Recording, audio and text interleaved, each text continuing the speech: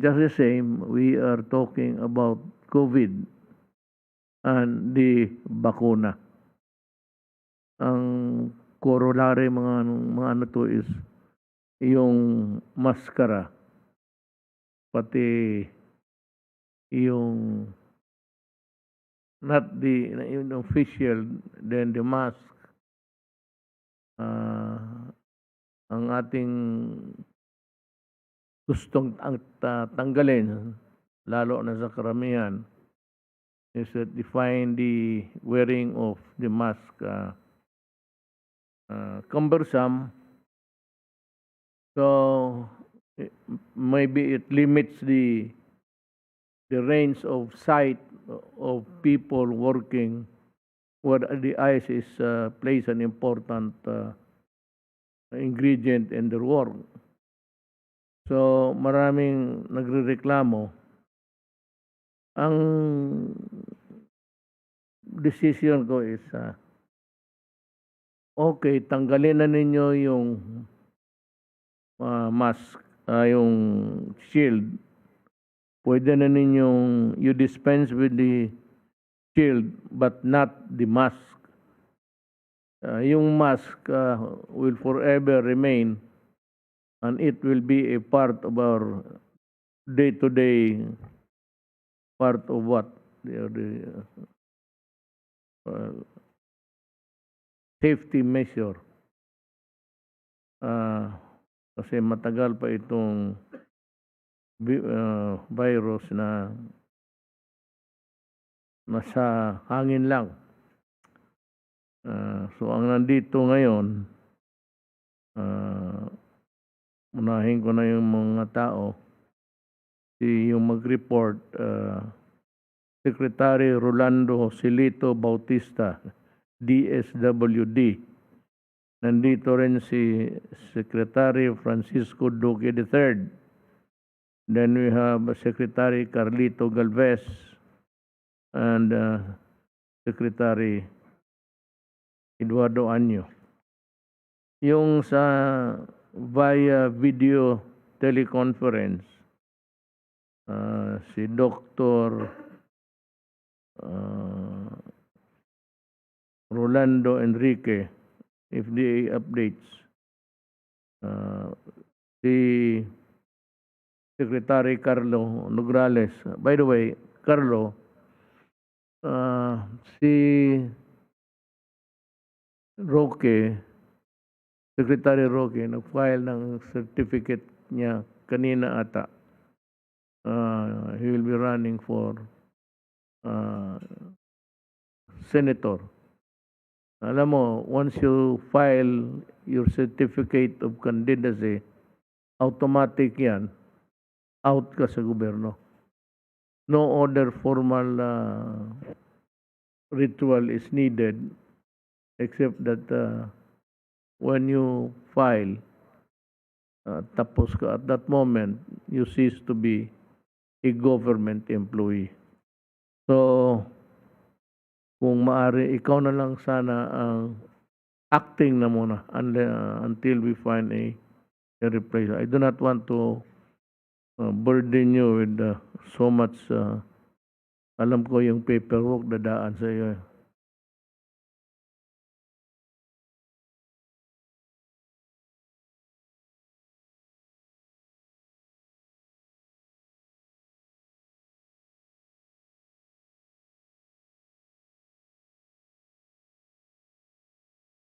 That we cannot expect everybody to agree with us, to make it short.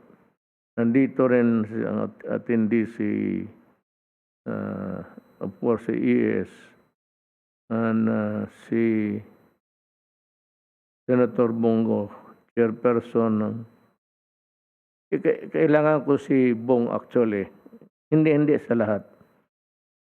Because Bong is the chairperson sa Senate Committee on Health and Demography. Health kanya eh. So mabuti lang siya nandito.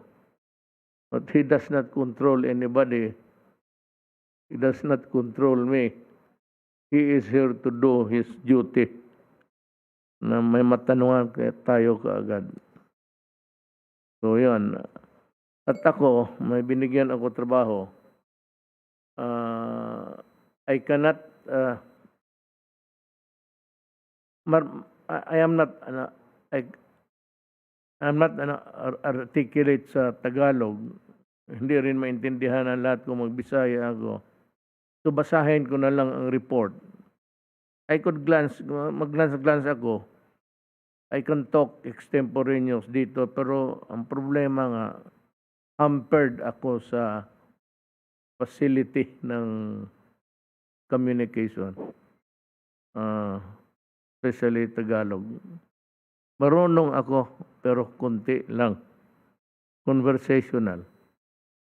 So, I start by saying, good evening to all. And parang nakita ko na maganda ang dadating ng mga araw.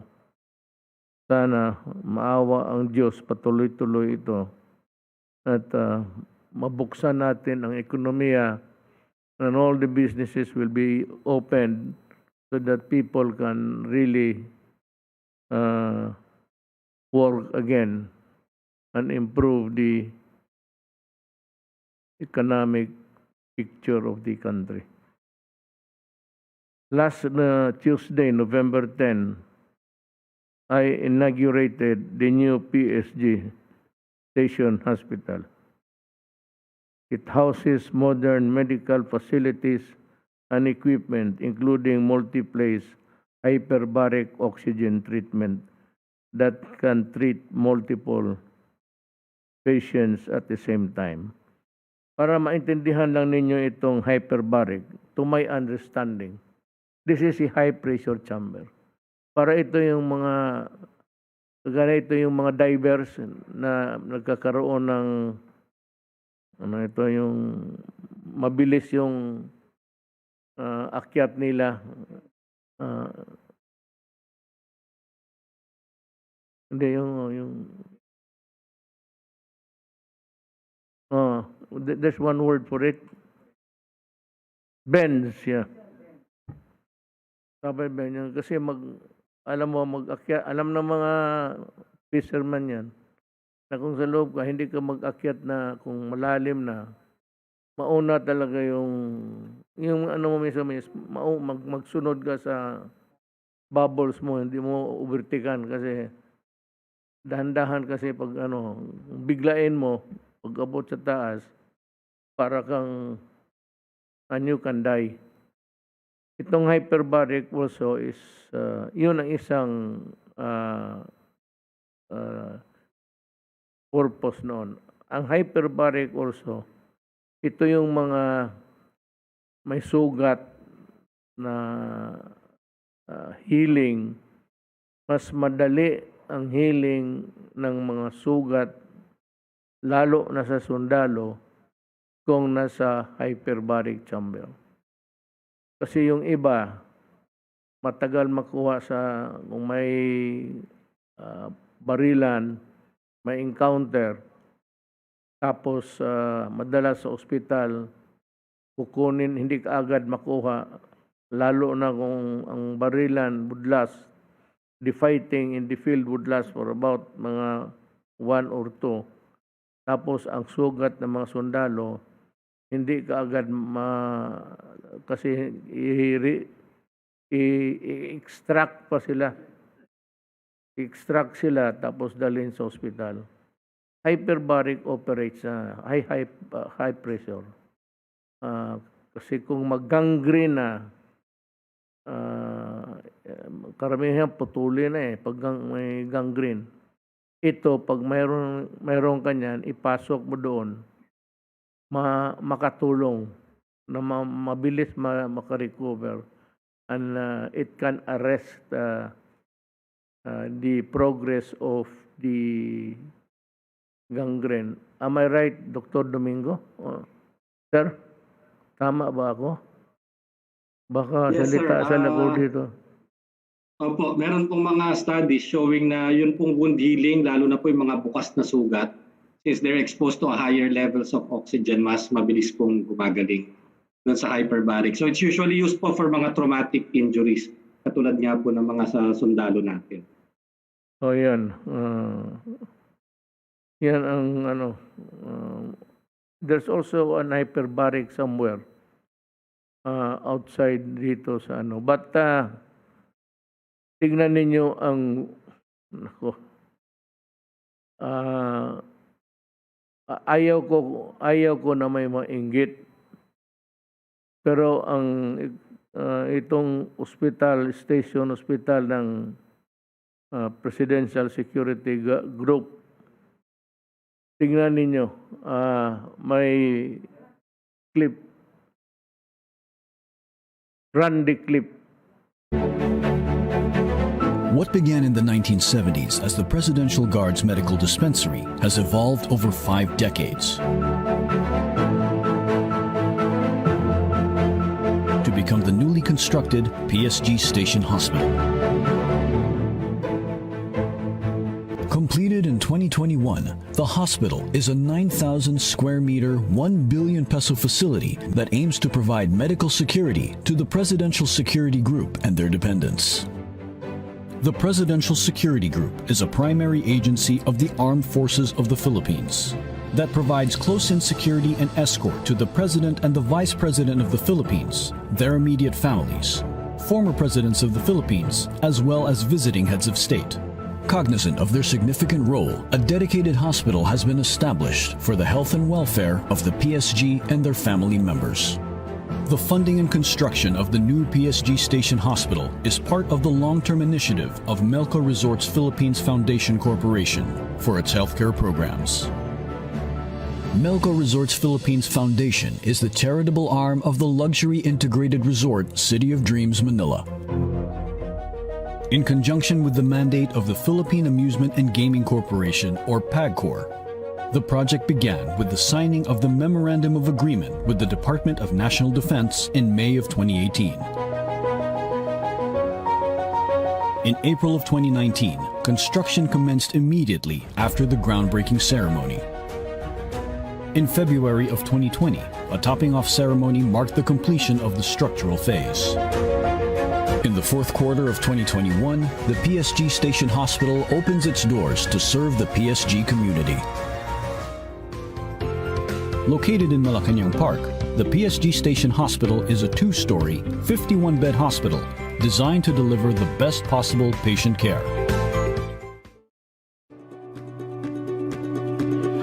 On the first floor is the admitting area, emergency room, imaging services, laboratory services, dental dispensary, pharmacy, neuropsychiatry, physical rehab, outpatient department, cafeteria, and prayer room. On the second floor are the operating rooms, delivery room, neonatal ICU, intensive care unit, isolation rooms, private patient rooms, 4-bed wards, 6-bed wards, presidential suite, and administrative offices. It is also equipped with the latest multi-place hyperbaric oxygen treatment facility that treats multiple patients at the same time to help boost the body's natural healing processes. Used for the treatment of various medical indications and health issues, such as decompression sickness, arterial gas embolism, burns, gunshot wounds, strokes, and post-traumatic stress disorder, among others. Built to the most exacting standards by the country's top architects, engineers, and project managers, The PSG Station Hospital is a testament to successful public-private partnerships. Melco Resorts Foundation is committed to undertake long-term and sustainable corporate social responsibility, environmental and healthcare initiatives. A joint effort of Melco Resorts Philippines Foundation Corporation and PAGCOR. The PSG Station Hospital is ready to serve the men and women of the PSG.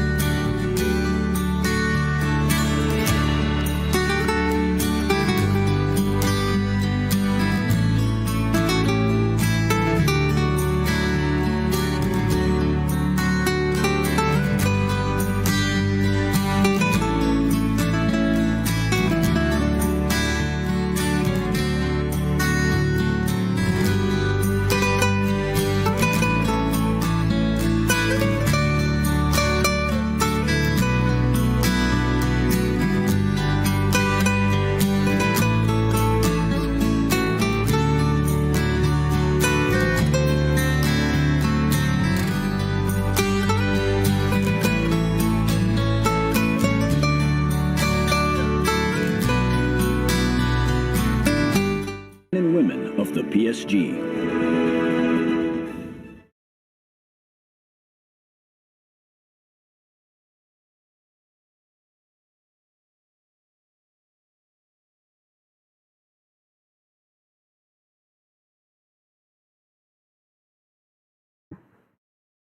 Magandang hospital talaga. As in maganda. Dito na tayo sa pag-usapan, sabi ko, vaccination. I think we will spend more time here dwelling on the number of jobs, and on November 11, we achieved a record high of almost 1.24 million jobs administered in a single day. 1.24 na injection isang araw. This is a new milestone in our national vaccination campaign. In just 3 days, from November 10 to 12, we administered more than 3 million doses. As of today, we would have already hit more than 70 million jobs. This really shows that our vaccination effort is accelerating, but we must push this even more and reach our goal faster. The National Capital Region has already inoculated 100% of its target population with at least one dose as of November 9. pagkaganda ng larawan natin ngayon sa awa ng Diyos. As we continue to reopen more establishments and allow more mobility to help our economic recovery, we still need to be cautious. I saw a recent report whereby a two-year-old child was tested positive for COVID-19 after visiting a mall. Alam ko kayong mga magulang gustong-gusto ninyong ipasyal ang mga anak ninyo after staying for so long inside your home due to lockdowns. Pero isipin ninyo kung maliliit pa ang mga anak ninyo at hindi pa bakunado, do not expose them to the virus or virus. Wala pa silang depensa. They have no defense mechanism in their system in bodies sa COVID-19. Hindi katulad ng mga bakunado na. On this note, I am calling all local government units to consider passing ordinances for age restriction among minors who can be allowed to go to the malls.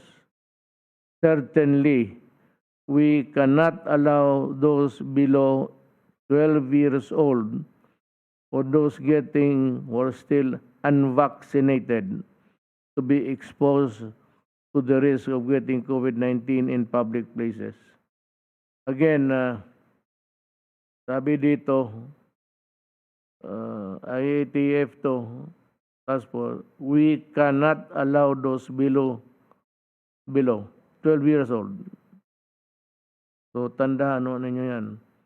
Again, to the parents and guardians of minors who are unvaccinated, please mindful of the risk.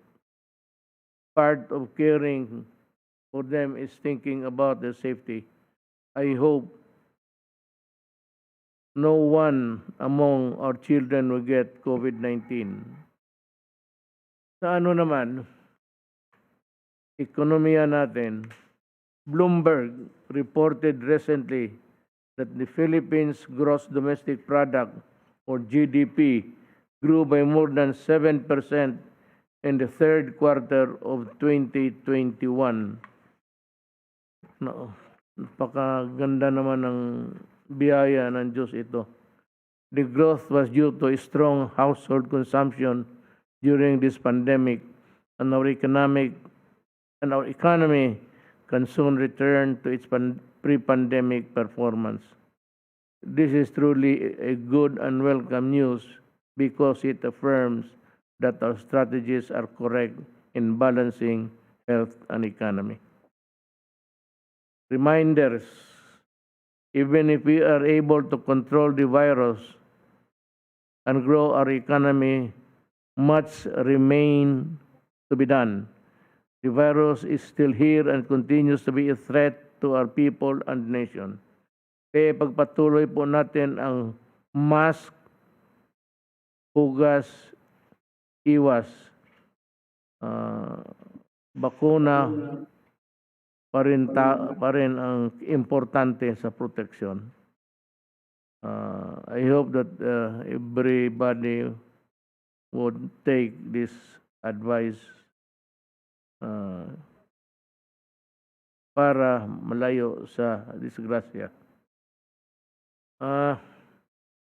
Yung ulitin ko para wala nang yung face shield, ano na yan, pwede na ninyong hindi gamitin except dito sa mga lugar na alert 5, alert 5 na mga delikado, ospital, mga laboratory, it's still it's still a must be used where yung alert 5. Alam niyo ng ospital lahat ng establishment. You know what is alert 5. So hindi ko na tagalan.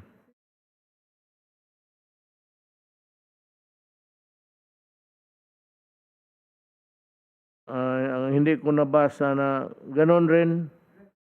Ang the long and short of what I'm really talking about is, kasi binabasa ko eh, gano'n na lang, pababa na ah, ang COVID at yung mga positivity rate mababa na rin. Ang lahat bumababa na. It's up for us really to just take care na hindi tataas uli, so that you'll have to obey what government would tell you to do, because it is for the good of the country and for you. Sumunod lang po kayo. Mababa na ngayon. Kita mo, we are allowing everybody to go out except children who cannot be mixed in crowded places because wala pa silang depensa sa katawan. Wala pa, hindi pa naman sila pwedeng mabakunahan. Tapos dalhin ninyo doon sa may mag-atching, mag-ubo, lahat yan. The virus is still in the air.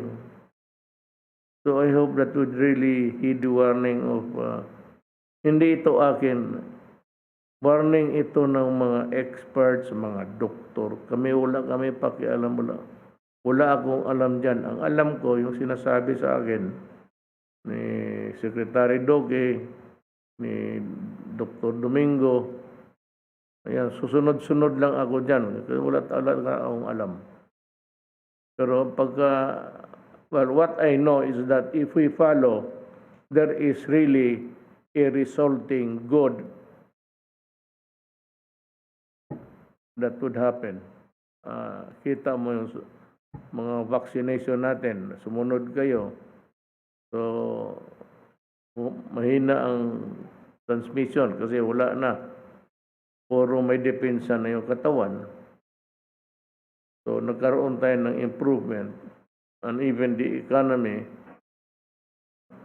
nag-improve despite of the pandemic. So, yan ang tandaan ho ninyo.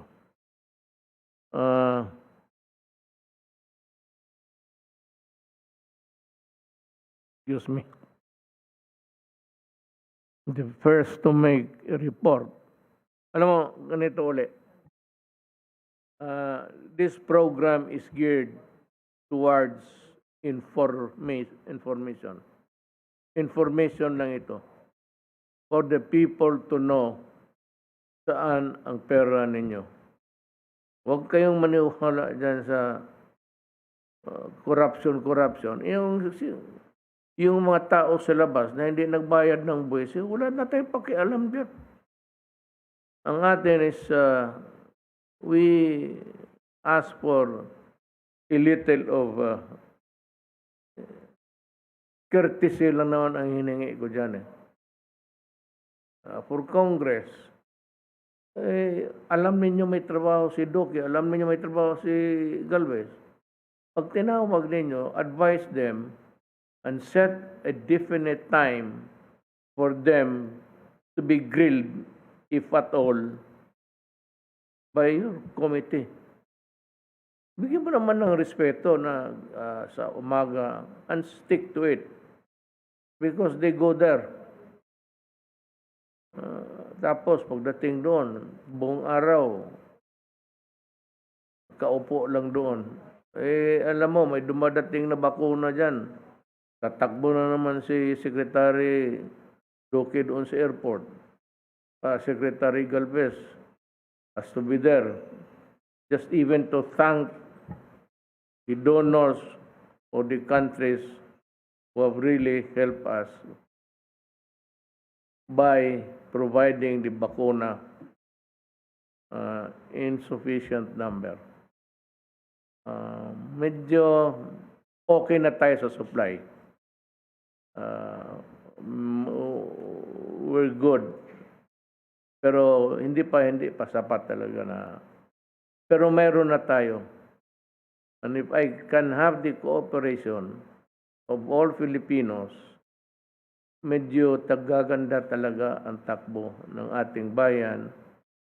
And hopefully by Christmas, there will be at least we target the minimal kung meron man sa spread ng virus dito sa ating bayan. Yun ho ang ating pag-usapan ngayon. Pera ng bayan. Secretary Rolando Bautista will. DSWD. Trabaho niya. Pangulong Mayor Rodrigo Roa Duterte, Executive Secretary Bingbong Medialdea, Senator Bongo, mga kapwa ko kasama sa gabinete, magandang gabi po sa inyong lahat. Salamat po sa pagkatataong may ulat ang mga naging tagumpay ng mga pangunahing programa ng DSWD mula noong 2016 hanggang ngayon. Ang lahat ng ito ay bunga ng ating pagsisikap na magampanan ang mandatong protektahan at iangat ang antas ng kabuhayan ng mamayang Pilipino alinsunod sa sama-samang ambisyon nating makamit ang matatag, maginhawa at panatag na buhay. Simula ng ilatag ng Pangulo ang 0 to 10 point socio-economic agenda. Nakikita po natin na may dalawang area kung saan malaki ang ambag ng DSWD sa pagpapayabong ng social protection programs upang protektahan ang mga mahihirap laban sa mga instability at economic shocks at pagsuporta sa mga programang pangkapayapaan at kaayusan.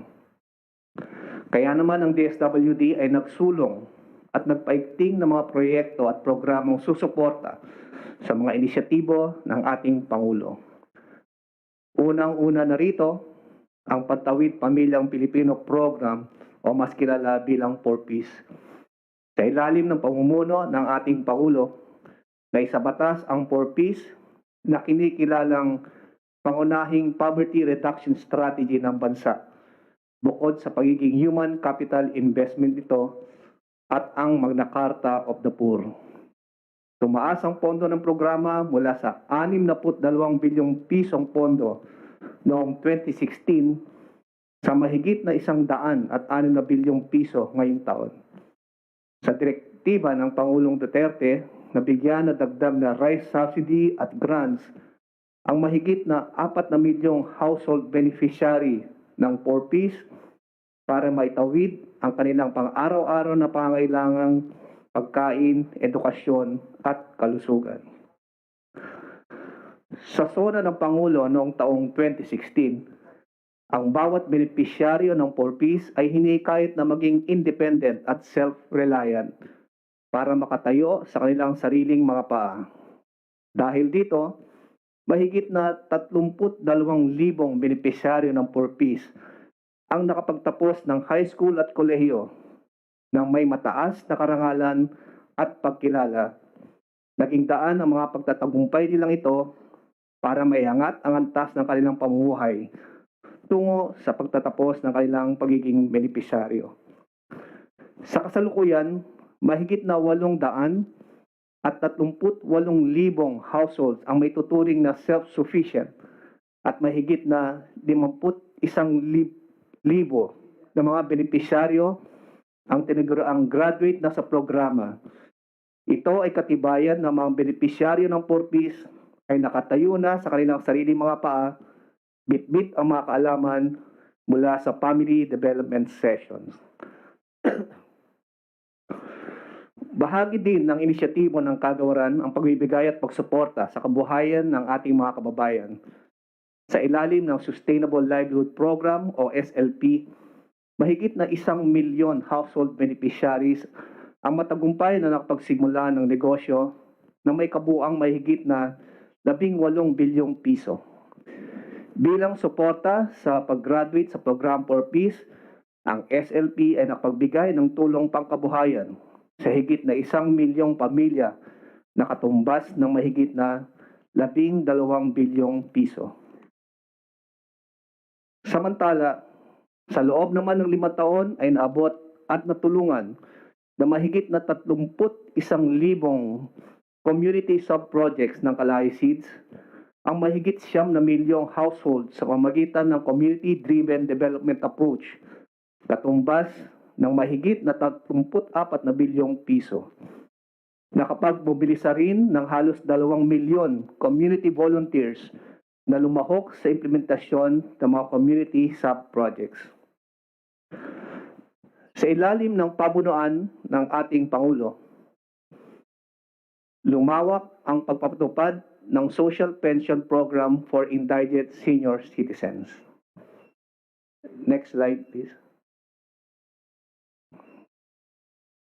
Mula sa mahigit na 930,000 benepisyaryong natulungan noong 2015, katumbas ng mahigit na 5 bilyong piso, ngayong 2021, nasa mahigit 3 milyon benepisyaryo edad 60 pataas na ang taunang nakakatanggap ng kanilang social pension na nagkakahalaga na 500 piso kada buwan na may kabuang halaga na mahigit 18 bilyong piso.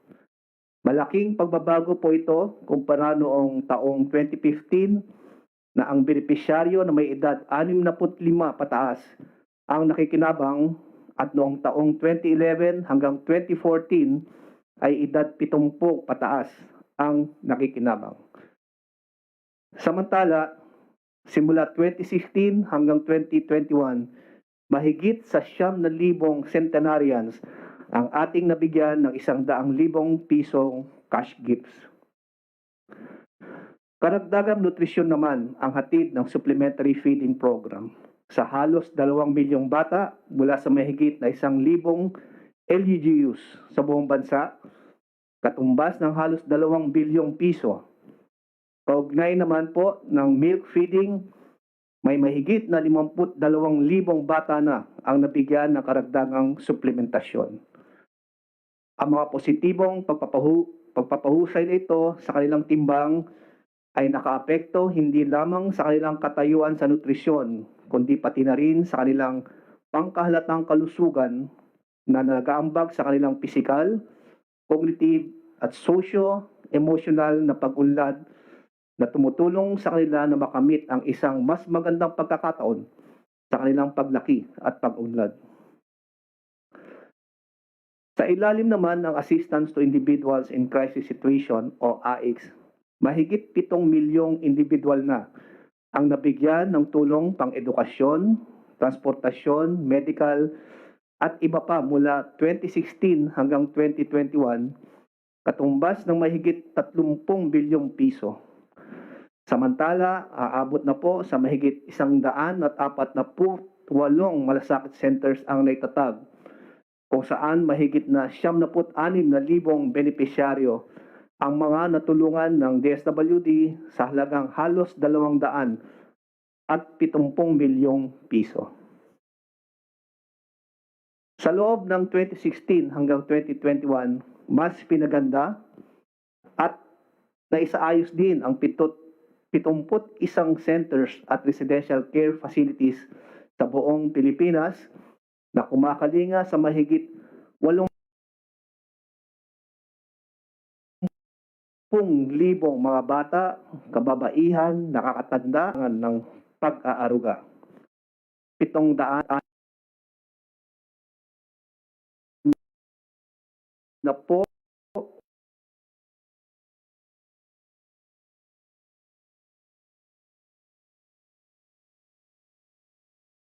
na Social Welfare and Development Agencies o SWADAS ang nagparehistro at nabigyan ng DZXL. So ang maaari silang mag-operate at magpatupad ng mga programa at serbisyo sa kapakanang panglipunan at pagpapaunlad. Samantala, mahigit na 1,000 SWADAS naman ang na-accredit. Tinitiyak ng proseso ng akreditasyon ang kalidad ng mga programa at serbisyong binibigay ng SWADAS. Sa loob ng 5 taon, nakapagbigay tayo ng relief assistance sa 7 milyong internally displaced families na may kabuuang halos 9 bilyong piso. Ang mga interbensyong ito ay nakatulong sa pagbuo ng disaster resilient community upang mabawasan ang mga epekto ng kalamidad at tulungan ang mga LGU at mga pamilya tungo sa maagang pagbangon. Partikular sa mga nasalanta sa pagputok ng Bulkang Taal noong Enero taong 2020, mahigit na 100 at 22,000 pamilya ang natulungan na katumbas na mahigit na 24 na milyong piso. Nakapagbigay rin po ng karagdagang mahigit na 4 na milyong family food packs sa ating mga LGUs sa panahon ng pandemya na nagkakahalaga ng mahigit na 2 bilyong piso. Sa kasalukuyan, mayroon po tayong 477 milyong piso na standby funds at halos 400,000 stockpile ng family food packs. Nagpatupad din ang DSWD ng mga programang nakakapag-ambag sa katuparan ng peace agenda ng pamahalaan. Naging tulay ang Executive Number 70 sa pagbibigay ng assistance at suporta sa mga former rebels o FRs. Binigyang pansin ang reintegration ng FRs at pinagtuunan ng pansin ang community resiliency. Umabot na sa mahigit na 10,000 FRs at ang kanilang mga pamilya ang natulungan mula 2019 hanggang 2021 nakatumbas na mahigit na 84 na milyong piso mula sa regular na pondo ng kagawaran. Samantala, 165 SLP associations na nasa conflict-affected and vulnerable areas ang nakatanggap din ng livelihood assistance mula sa kagawaran na nagkakahalagang mahigit na 47 milyong piso. Mahigit 267,000 households din ang nakatanggap ng iba't ibang tulong mula sa mga regular na programa ng DSWD tulad ng AIX at pagbibigay ng food at non-food items. Sa programa ng National Commission on Indigenous Peoples o NCIP, mahigit 257,000 na IPs ang kinilala o nabigyan ng sertifikasyon ng humigit kumulang na 900 at 73 hektaryang ancestral domains simula 2016.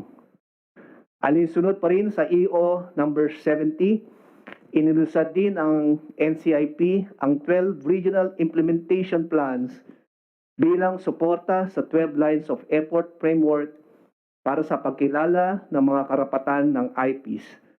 Dahil dito, 80 IPs ang ating nasagip at natulungan mula sa syndicated groups. 305 IPs naman ang ating na-rescue mula sa human trafficking incident noong Hunyo. Para sa rehabilitasyon ng Marawi, binigay ang mga transitory family support packages para sa mahigit na 21,000 pamilya, katumbas ng mahigit 2 bilyong piso.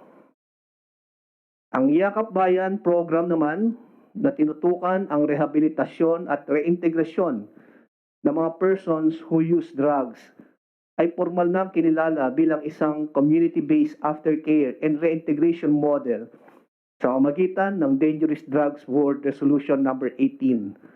Umabot na sa 151 lokal na pamahalaan ang nakiisa at sumusuporta sa layuning tulungang makapagbagong buhay at makabago muli ang mga naging biktima ng droga.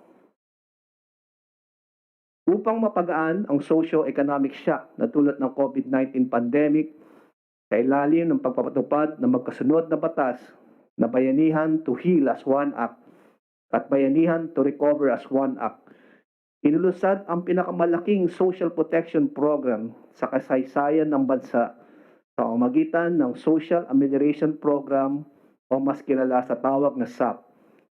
Nasa mahigit 23 milyong mga nangangailangan ay binigyan ng emergency subsidy na may halagang 175 bilyong piso. 83,500 sa nabanggit na bilang ng mga benepisyaryo ay nabigyan din ng livelihood assistance grants.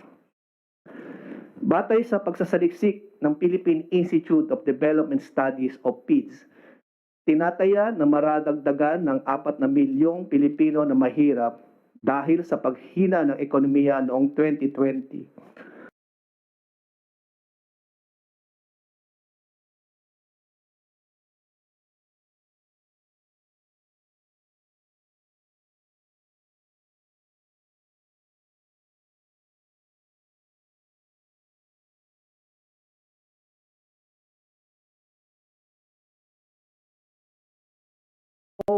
At 70 isolation facilities na nagkakahalaga ng 714 na milyong piso ang naipatayo para sa mahigit 500,000 households sa mga mahihirap na komunidad.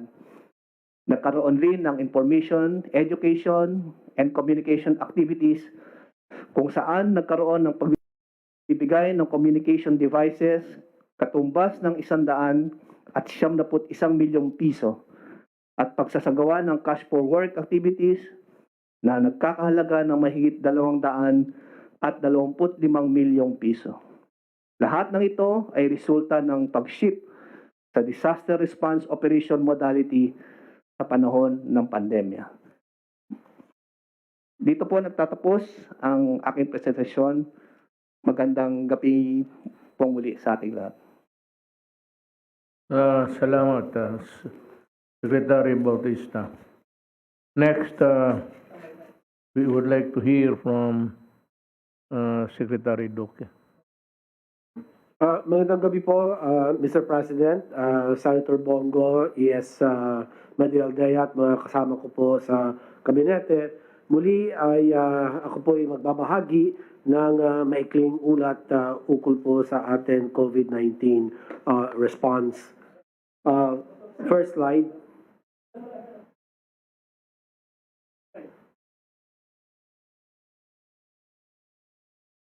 Para naman po sa atin usual updates, ngayon pong November 15 ay meron po tayong nadagdag na 1,547 na bagong kaso at patuloy na bumababa ang atin pong mga kaso. Pangkalahatan sa 2.818 million na po tayo at ang active cases po natin ay bumaba na rin po sa 27,025 cases.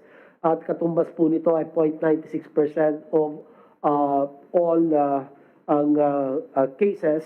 At sa recoveries po naman natin ay meron na po tayong 2.745 million. Ang katumbas po nito ay 97.42% ng lahat ng mga kaso ay gumaling na po. Samantalang ang ating po mga pumanaw ay umabot na po pangkalahatan 45,709 for a case fatality rate po na asa 1.62%.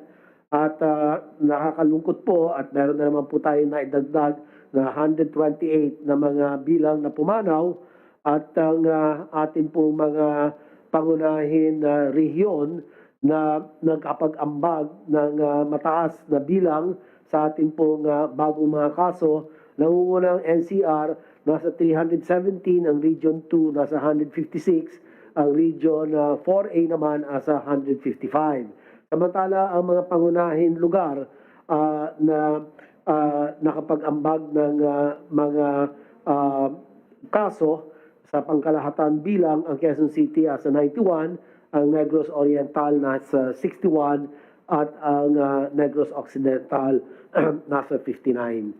So, ang ating pong susunod na slide, next slide please.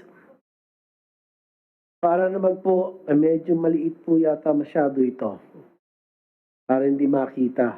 Anyway, nakikita naman yung Philippines doon nasa dark green shaded area, bandang baba. At ito na po yung ating pinakahuling WHO rankings. Ang Pilipinas ay sa kasalukuyang nasa 59th sa buong mundo at ikalima sa ASEAN para sa bilang ng mga active cases. Kaya makikita po natin, ang active cases po ay nasa 28,102. Mababa tayo sa Laos People's Democratic Republic sa 47,000. Malaysia sa 65,000. Pataas na naman po ang Malaysia. Ang Thailand sa 94,165. Vietnam sa 140,129. So di hamak na mas malaki po ang baba ng ating pong active cases. At ang patungkol naman po sa cases per 1 million population, ang Pilipinas po ay nasa 135. Mas mababa, mas maganda. Ang ibig sabihin po nito, ang tugon sa atin pong pandemyang COVID-19. At ang Pilipinas po, sa kasalukuyan, nasa 25,247 per 1 million population. Mababa po tayo sa Thailand na sa 28,000 plus, Brunei Darussalam sa 32,000, Singapore sa 40,113, Malaysia sa 77,317. Di hamak na mas mataas ang kanila pong mga kaso per million population.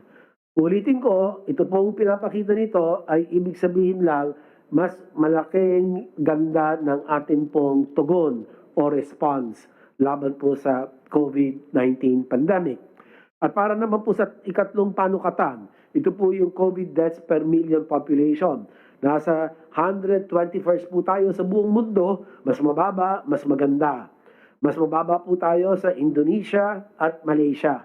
Tayo po sa 409 deaths per million, samantalang ang Indonesia sa 518, at ang Malaysia ay lampas doble ang kanila pong deaths per million na nasa 901. At ang panghuling panukatan naman natin, ito po yung tinatawag na case fatality rate. Sa buong mundo, pang 100 po tayo. Samantalang sa ASEAN, tayo po ay nasa pang-5. At mas mababa po ang ating case fatality rate kumpara sa Vietnam na 2.28%, ang Cambodia 2.39%, ang Indonesia as a 3% po sila, 3.38%, Myanmar as a 3.70%. Tayo po, ulitin ko, as a 1.6%. Ang ibig sabihin na naman po nito ay ang atin pong pangangalaga, pagkalinga at pagsalba ng mga buhay, yung mga pasyente pong nagkaroon ng severe to critical COVID cases, ay ito po nasalba ng ating pong mga mahuhusay na mga doktor, mga nurses, ating pong mga bumubuo ng mga healthcare teams at ang laki po ng kanilang husay, kagalingan at sakripisyo para po masalba ang buhay ng ating pong mga kababayan. Next slide. Dito naman po ang atin walang kaduda-dudang ebidensya na bumabagsak na po ang mga kaso. Makita po natin dito ang average daily reported cases bumaba by 13%. Before that, 48%. Prior to that, 14%. Mula no October 19 to October 25 week, tuloy-tuloy na po ang pagbaba. At makita po natin yung pinakamataas po natin doon sa bandang kanan na bar graphs ay from September 6 to 12, umabot po sa 20,946. Ito po yung weekly average daily cases. At yan po yung ating epidemic curve. At sana po ito ay makapagpatuloy para maibaba pa natin ang alert level 2 sa alert level 1 kung tustusan natin itong ganitong trend, Mr. President. So next slide. Ganoon din po, nagpapakita ebidensya ng pagbagsak ng mga kaso. Yung pong blue epidemic curve ay ang NCR, yung pula, yan po yung rest of Luzon. Samantalang yung berde naman po ay ang plus areas of Bulacan, Cavite, Rizal, Laguna. Samantalang yung pong kulay orange ay ang Mindanao na mga kaso. At ang Visayas yung pong aqua blue. At lahat po nakikita natin, pababa po lahat ang ating mga kaso at bawat major island group ay nakapagtala ng less than 1,000 cases per day on the average. So maganda po ang nakikita natin ngayon at sana po ito ay magpatuloy. At kaya naman, lahat po inaasahan pa rin na hindi po tayo pwedeng magluwag sa ating pong pagsunod sa minimum public health standards and other social measures. Kasi po, kahit na bumababa ang ating healthcare utilization rate, bumababa po ang ating average daily attack rate per 100,000 at ang ating pong 2-week growth rate, ay hindi po nangangahulugan na ay magluluwag po tayo. Dahil kung hindi, matutulad po tayo sa United Kingdom, Germany, France, Italy, Spain, na kung saan po ay rumaragasa muli ang COVID-19, Mr. President. It's all up again, Mr. President. Yes, may I Yes, sir, Mr. interrupt you? President. Ano ko lang, sa Europe, pati sa, kasali na ang number one na ano, yung United Kingdom, and I think the rest of Europe, ang mga tao doon, hindi na nag-mask. Tinanggal nila yung mask kasi akala nila safe na. Sinasabi naman ng mga doktor, mga scientists na ang COVID ay nasa hangin pa, hindi pa nawala. Apurado kasi itong mga tao na ito, mga puti, tinanggal na yung requirement ng mask. So hindi na mandatory, kanya-kanyang laro na. Ngayon, sinasabi ngayon, yung sinasabi ni Secretary Doke na nagkaroon na ng, another wave of infection sa population. Tumataas na naman ang ano nila. Can you continue? Salamat po, Mr. President. Kanya, wag po tayong tutulad doon po sa mga bansang nabanggit po namin ni Mr. President na ang Europa, na kung saan siya po ngayon ang epicenter ng global pandemic, ay dahil po sila ay naging pabaya sa kanila pong dati ng ginagawang minimum public health standards. Nagkaroon nga sila ng tinatawag na Freedom Day, na kung saan nagtanggal ng mask at nawala ang social distancing. Kaya di naman nakita natin ay nagtaasan muli, sumipa muli ang kanilang mga kaso, at mahalaga ang leksyon na dapat po natin matutunan sa kanilang karanasan. Kanya hindi po pwedeng bakuna lang po ang atin sagot sa pandemyang ito, Mr. President. Kailangan magkasama po yung bakuna. We have to increase our vaccination coverage, sustain the trajectory, couple that with a very disciplined compliance to minimum public health standards. So yung pong ating pagmask, ang ating pong social distancing, gamit ng alcohol or sanitizers, yung pong ginagawa ninyo gabi-gabi, araw-araw, sir, na nagpupunas kayo. Maganda pong halimbawa yan, Mr. President. Yan po. Ito. Yes, sir. Napakamahalaga po yan, Mr. President. Iniinom ko na nga eh. Sir, baka may lumabas dyan, sir. So, yan po, at ang ating mga CAF etiquette, yan po mga practical na mga bagay na hindi naman po mahal. Kung iisipin po natin, Mr. President, napaka-practical. It doesn't cost much. Actually, it's so affordable, and yet, yung kanya pong halaga sa pagprotekta ng ating kalusugan laban sa pandemyang ito ay napaka-mataas po. Kanya, yung pong ating mga health protocols, huwag po natin kakalimutan. Napaka-mahalaga po ito. Next slide. Ito naman po, makikita natin ang national and the NCR nasa low risk. Ulitin ko po, nasa low risk classification na po. Pero ang CAR, ang Cordillera Administrative Region, ay nananatili at moderate risk case classification, pero kampante po tayo na malapit na rin po siyang maging low risk. Ang buong Pilipinas po ay ang kanyang 2-week growth rate nasa negative 55%, samantalang ang kanyang average daily attack rate ay nasa 1.1 86%. Nasa low risk pareho, kaya doon sa risk classification, halos lahat, 14 ay nasa low risk. Yung 3 sa baba ay mas mababa pa sa low risk, as a minimal risk na lang po. At yun na nga, yung moderate na risk ng car, palagi ko hindi magtatagal, magiging low risk na rin po yan. So, ibig po sabihin nito ay talagang gumaganda ang ating COVID-19 situation, at sana po matustusan natin ito at patuloy upang maibaba pa natin ang alert levels natin from 2 to 1, at mas malaking bahagi ng ating pong ekonomiya ang pwede po natin mabuksan. At next slide po naman, ang ating healthcare utilization rate, Mr. President, ganun din po.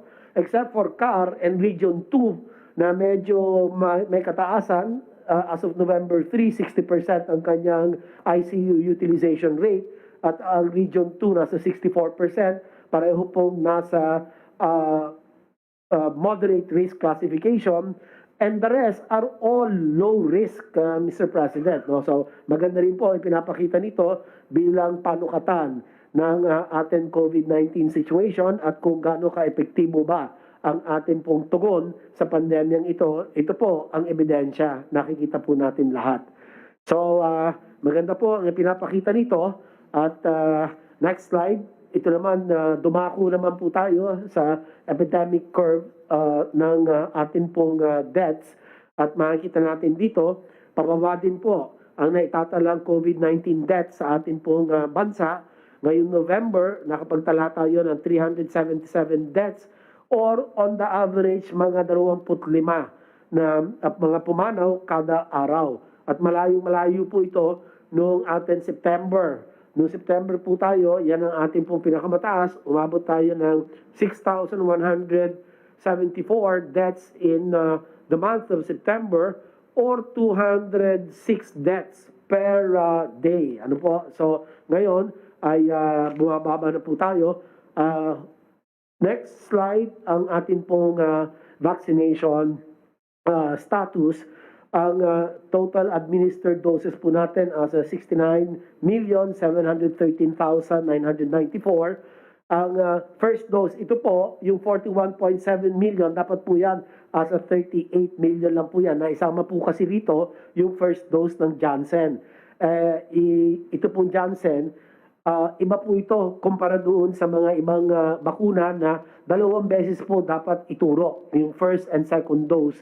2 dose of the primary series, samantalang ang Janssen, isa lang po. So naisama po ito rito, dapat po andun lang po yan doon sa 31,570,463,000 doses, completed dose, fully vaccinated individuals po yan. No? So dito po makikita natin na ang atin total vaccination sites ay umabot sa 8,439 sa buong Pilipinas, at ang atin po naman ang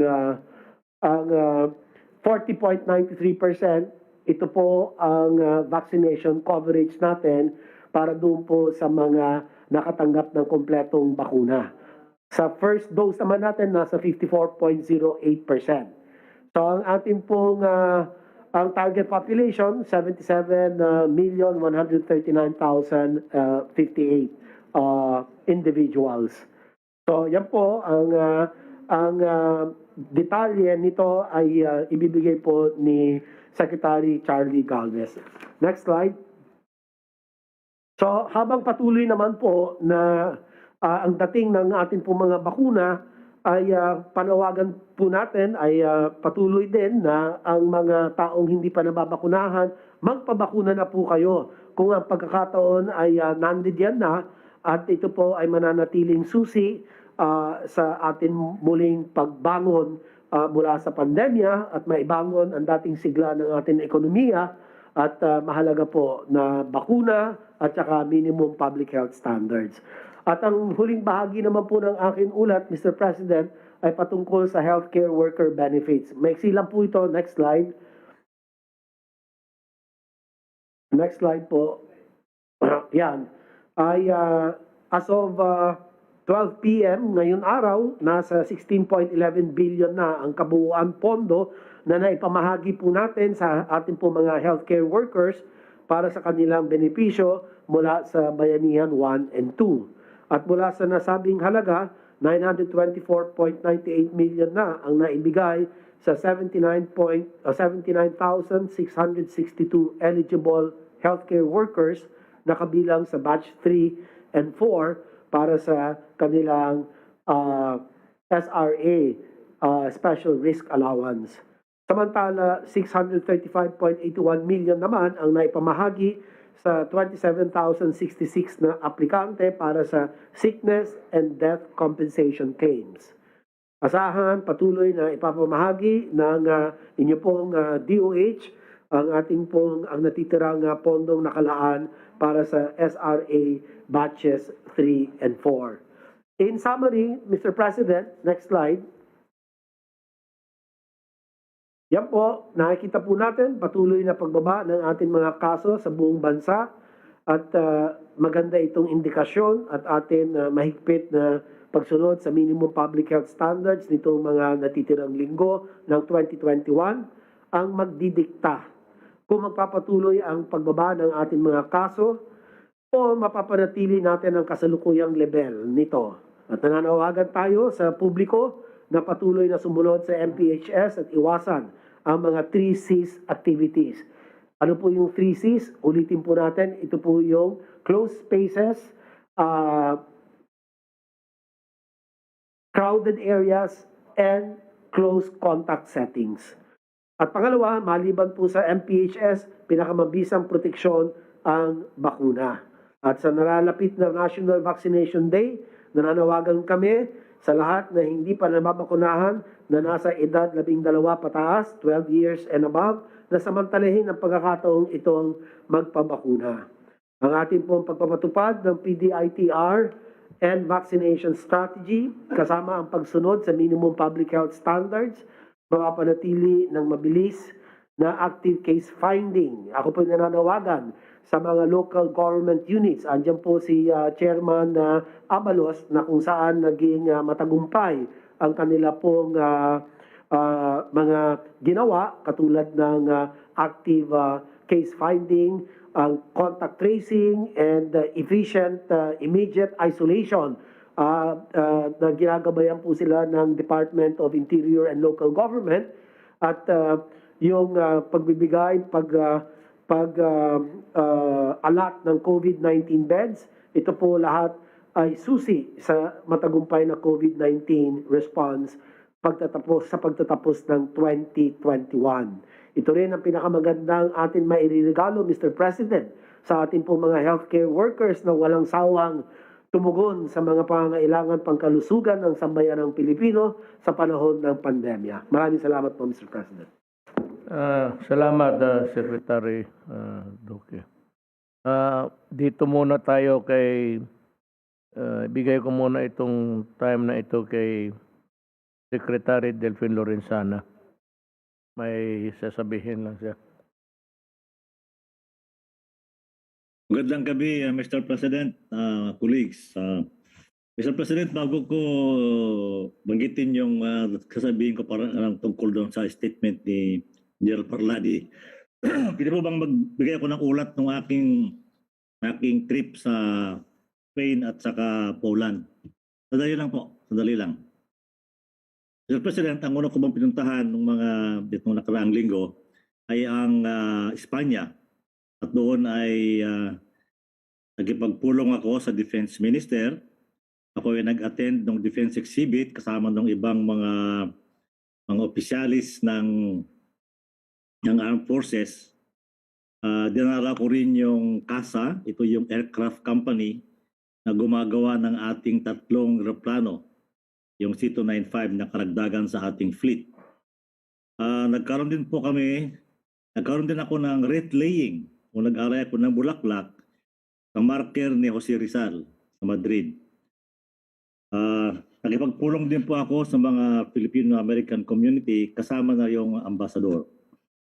Meron po mga hinaing yung mga Filipino-Americans, Filipino-Spaniards doon Filipino, Spanish Filipinos. Ang isa pong hinaing nila ay hindi po sila OFW, kundi mga dual citizens. Ay yung matagal na quarantine dito pag dumating sila. Gusto nilang umuwi, kaya lang hindi sila makauwi dahil nga dun sa quarantine. Ang sabi ko naman, maghintay lang sila ng ibang mga ilang buwan pa, isang buwan o dalawa, at luluwag na yung ating quarantine. Ang isa pang may nagsabi rin po, Mr. President, na kung pwede yung daw online sabong ay ilimitahan lang yung panahon dahil marami pong nalululong na mga overseas na mga Pilipinos sa online sabong. So naman po sa Poland ay nakipagpulong din ako sa Secretary of Defense at of course nakipagpulong din ako sa ating ambassador doon. Dinalaw ko rin yung aircraft aviation company na gumagawa ng ating Black Hawk helicopters. Doon po galing yung ating naunang batch ng Black Hawk. Gagawa pa sila ng 32, yung 32 nating in-order sa kanila din po. Nakipag-meeting din po ako sa mga Filipino-American, Filipino, Polish, yung mga Pilipino sa Poland. Kunti lang po, mga 2,000 lang sila doon, pero nakapag-meeting din kami ng siguro mga 25. So yun po aking bisita sa Poland at saka sa Espanya. Ngayon doon po naman sa statement ni General Parladi, ako po nagulat din kung bakit nadawit yung pangalan ko doon. Ang sabi ko, pagkatapos po na mapakinggan ko yung kanyang interview, ay tinawagan ko siya kung bakit sinasali niya ako sa kanyang political ambition. Nagpalabas na po ako ng press release. Ito po yung press release ko tungkol doon at kung payagan po niya ako, basahin ko po, Mr. President. Basahin ko po ito. Go ahead.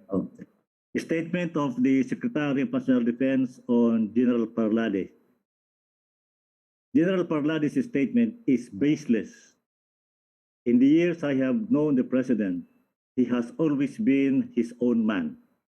The President stands by his own decisions, has always been firm in his directives to us working for him, and is not as easily swayed or influenced by others as purported by the General. As then Special Assistant to the President and now Senator, Bongo has assisted the DND in ensuring the doubling of the salaries of the uniformed personnel as directed by the President. He has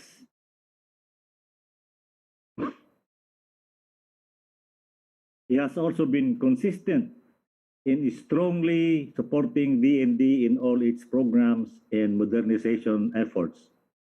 In all these endeavors, Senator Bongo's support to the DND and AFP has not abated. He has always been our main bridge to the President, and I have not known any instance when Senator Bongo acted outside the wishes and decisions of the President.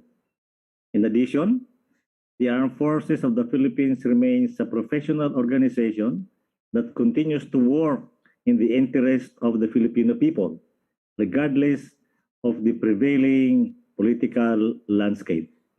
There is no truth to the allegations that there is a brewing trouble or discontent in the armed forces.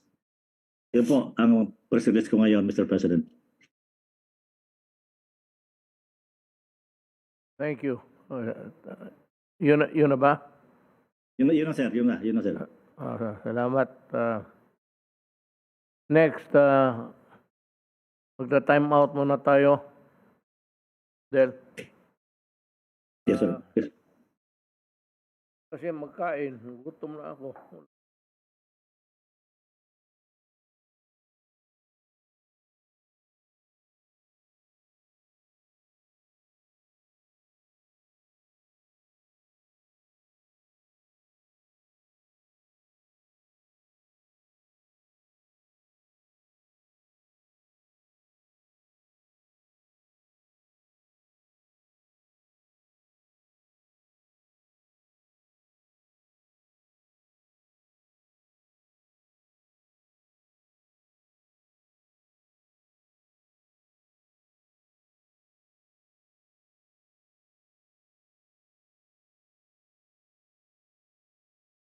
kung kailan recorded to. Kung kailan recorded to. Kung kailan i-play. Kung kailan recorded to. Kung kailan i-play